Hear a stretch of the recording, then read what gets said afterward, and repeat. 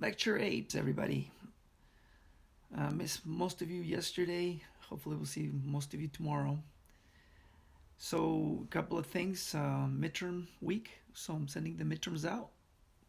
You can take the essay midterm, or you can take the multiple choice midterm. Essay midterm is due on the 14th of May. The multiple choice one is 24 hours. So, I'll send it to you. You have 24 hours to turn it back into me. All right, let's move on. Chapter 9.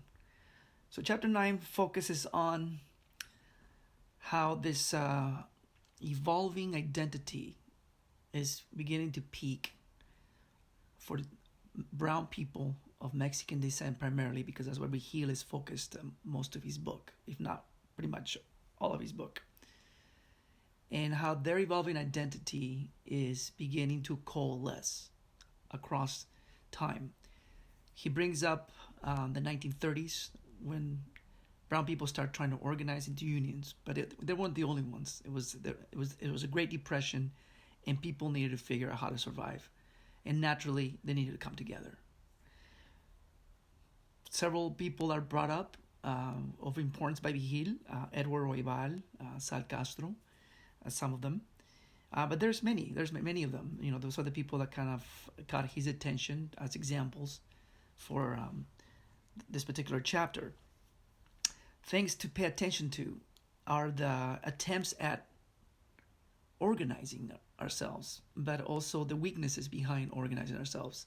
When we come together, and all of a sudden the rivalries, the egos, the ideological differences, one group trying to doesn't see nothing wrong with assimilating into the U.S. general American culture, the whole melting pot ideology.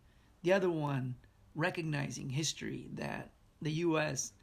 illegally seized Mexican territory, and the people that will remain behind are an occupied people. And so you have these two extremes. And of course, the Homo economicus, the human priority to make sure that we have a degree of material well-being, and the U.S. society is very good at exploiting resources, and in that process, allowing parts of the population to access these resources to provide material well-being is attractive, particularly if you're poor. And so this process of globalizing, where the U.S. is now stepping outside of its borders to be able to pull the resources in. This is the middle ground of brown people, Chicano people, Mexicano people, having to now choose. I can choose a radical idea such as, hey, we want our independence. You have violated the treaties. You have come and exploited the labor. You have used the occupied people. You have neutralized any attempts at organizing ourselves. And then the other one's like, look, the U.S. is the best country in the world, and some of us will join the army to defend it.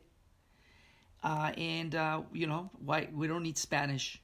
We don't need those parts of our culture. What is it for? So you have these two extremes, but the middle ground would win.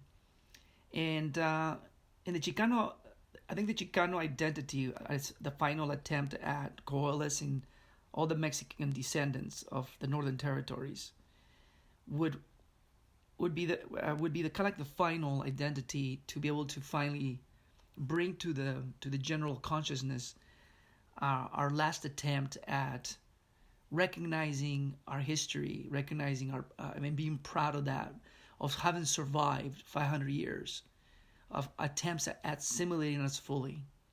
Now, some of us have, but there's still a lot of us that have not, or at least some of us are conscious of this particular part of our heritage, our native heritage. And of course, the immigrant story, right, which is something that the United States uses as an ideological tool to make everybody feel like, hey, the U.S. is for everybody, hence, white, black, whatever. It sounds neat on surface, but the reality is it's more of a manipulative tool, particularly for Chicano people, from Chicano people, the people that were, the descendants of the people that occupied territories who had family connections to mainland Mexico, southern parts of Mexico.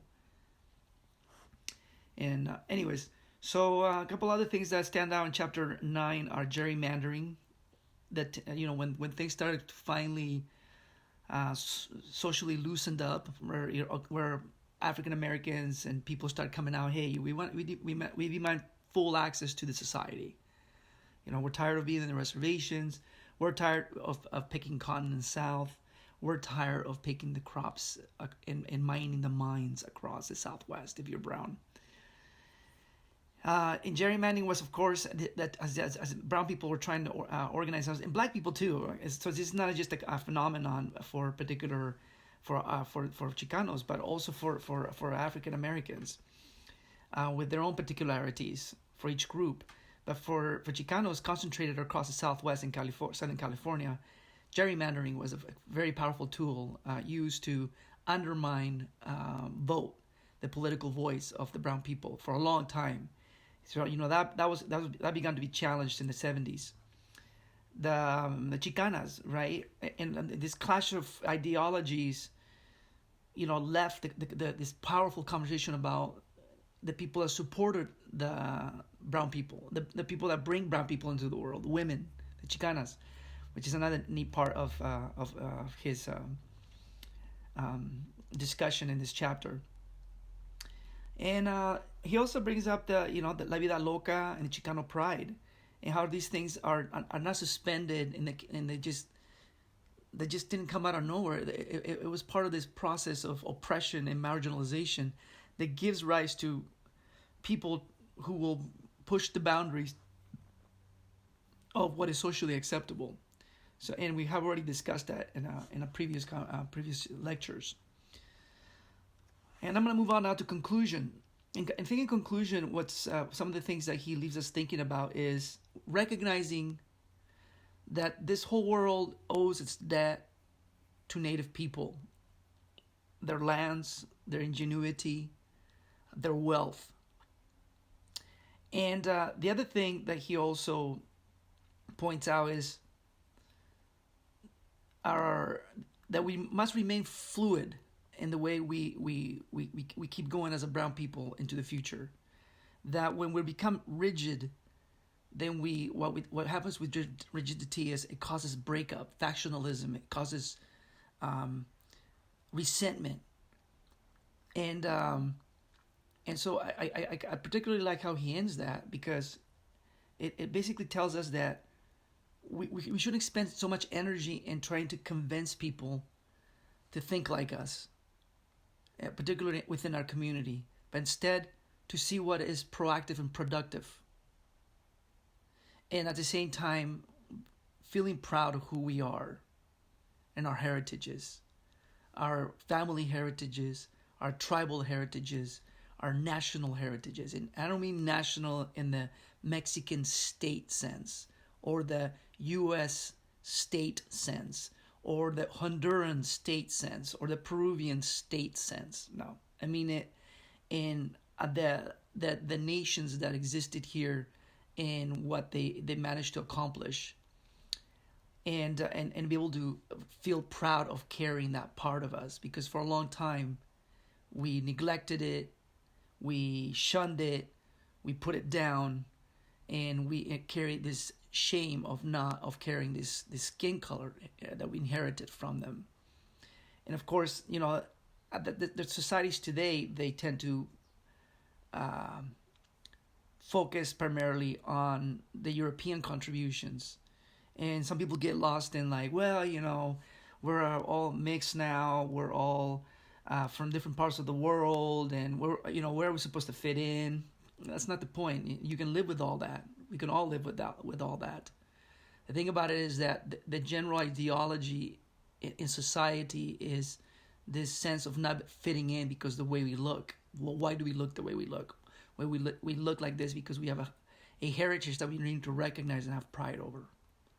So I'll leave it at that. And the homework is watching 2 videos from Culture Clash, and they're in the homework, and there are links there in the lecture 2.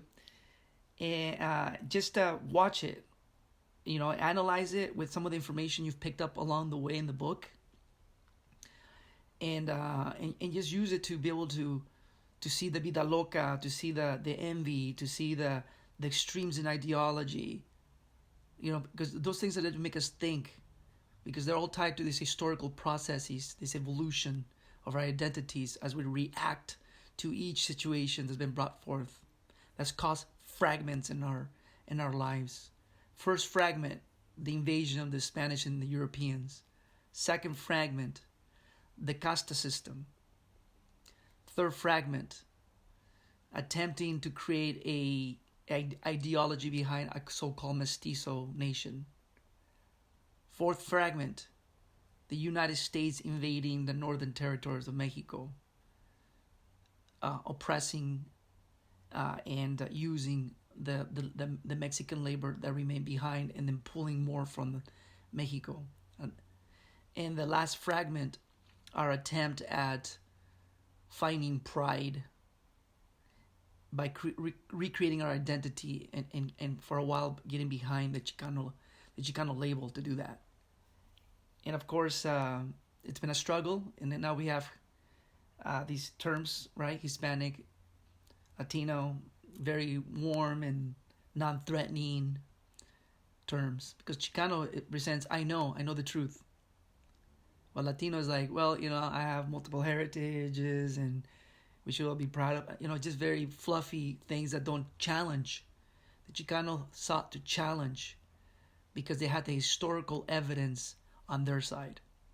Okay, tomorrow, starting next book. Bye.